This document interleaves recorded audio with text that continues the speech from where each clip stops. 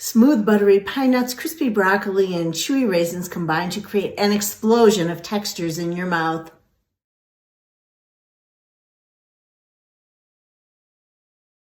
To make the broccoli and pine nuts, you'll need garlic, golden raisins, olive oil, pine nuts, and of course, some broccoli. You'll also need some salt and pepper.